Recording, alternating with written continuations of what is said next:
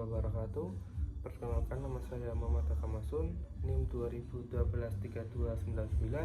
Di sini saya akan menjelaskan pengertian tayamum.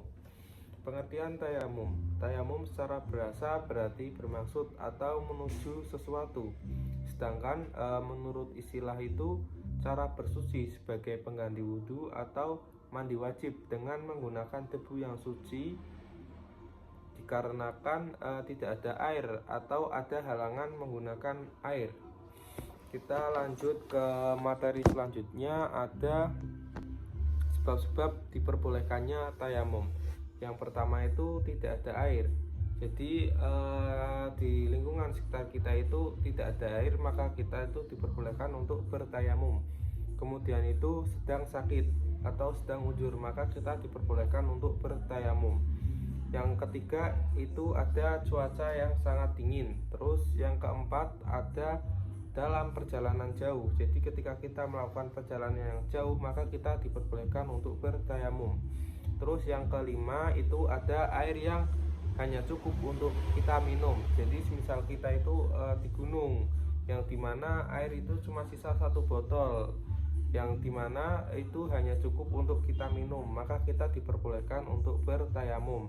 Terus yang terakhir itu ada luka yang tidak boleh terkena air. Jadi misal kita itu jatuh atau kecelakaan, ya mohon maaf ya, itu ada luka yang dimana luka itu jika terkena air maka makin parah, maka kita diperbolehkan untuk bertayamum.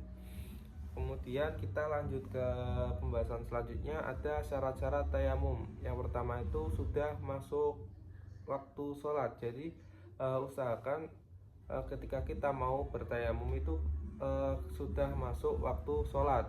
Kemudian selanjutnya ada tidak ada air atau ada uzur. Yang ketiga itu ada sudah berusaha mencari air. Jadi kita itu tidak diam saja ketika tidak ada air, tapi kita diam saja itu tidak boleh. Kemudian menggunakan debu yang suci. Jadi pastikan debu tersebut itu suci. Dan yang terakhir itu debu tidak najis. Kita harus memastikan bahwa debu tersebut itu bersih dan tidak najis. Kita lanjut ke materi selanjutnya tentang yang pertama itu ada niat, yang kedua itu mengusap wajah, yang ketiga itu mengusap kedua tangan, kemudian yang terakhir ada tertib atau urut. Kemudian ada sunah-sunah tayamum.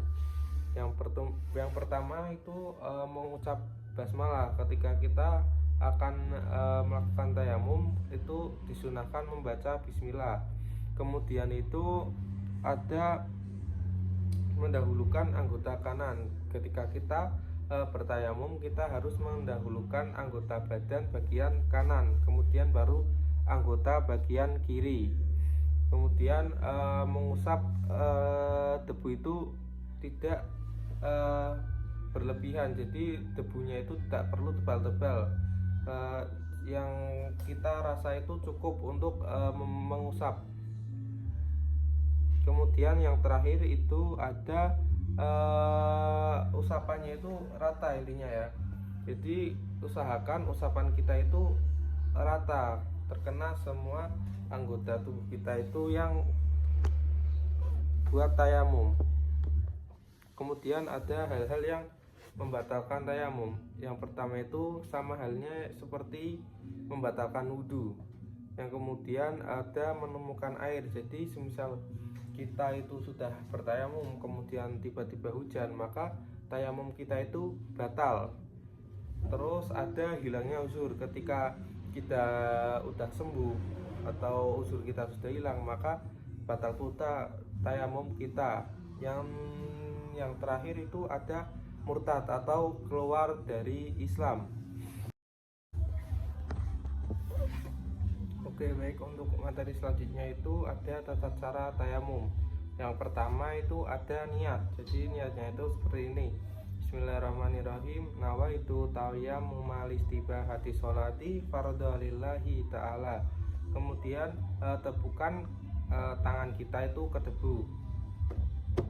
Kemudian tangan kita itu boleh diginikan atau ditiup.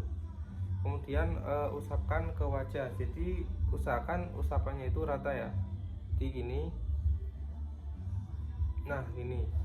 Kemudian tepukkan tangan kita lagi ke debunya. Sama seperti tadi, ditepuk gini, kemudian boleh ditiup juga.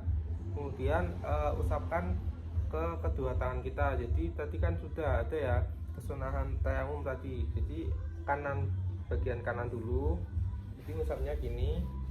Nah, ini kiri juga sama, ini. Nah, ini. Dan yang terakhir itu dilakukan secara berurutan. Tadi kan sudah urut ya.